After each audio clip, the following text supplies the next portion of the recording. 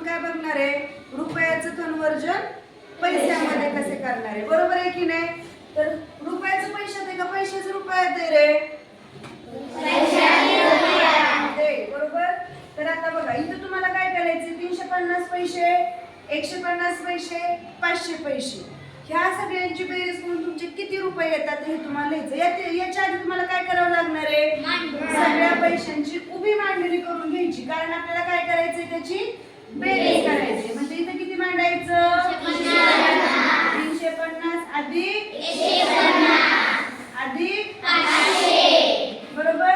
0 अधिक 0 0 अधिक 0 5 अधिक 5 5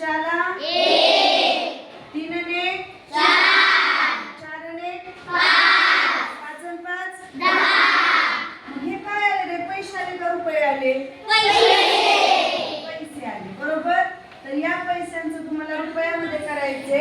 मग मला सांगा 1000 पैसे म्हणजे किती रुपये झाले, 1000 पैसे म्हणजे 10 रुपये. किती रुपये झाले, 10 रुपये, बरोबर. हे झालं साधं पैशांचं रुपयामध्ये कन्वर्जन, बरोबर आहे. पण आता आपल्याला काय करायचंय की अपूर्णांकामध्ये जेव्हा तुम्हाला पैसे दिले जातात, कशामध्ये, अपूर्णांकामध्ये, तेव्हा तुम्हाला त्या अपूर्णांकाचं रुपयामध्ये कन्वर्जन कसं करायचं हे आता आपण काय करणार आहे, बघणार आहे. फॉर एक्झाम्पल बघा, 3 पूर्णांक 1/4 रुपये बरोबर किती पैसे.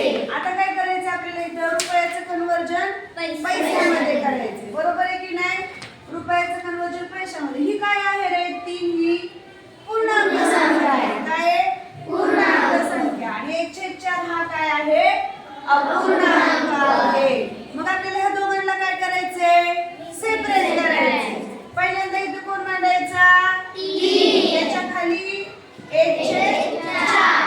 3 रुपये म्हणजे किती पैसे झाले रे, 300 पैसे. किती झाले, 300. आणि 1/4 म्हणजे किती भाग असतो, 5. किती भाग असतो, 5. मग मला सांगा 1/4 पाव भाग असतो. मग 100चा पाव भाग किती आहे, 50.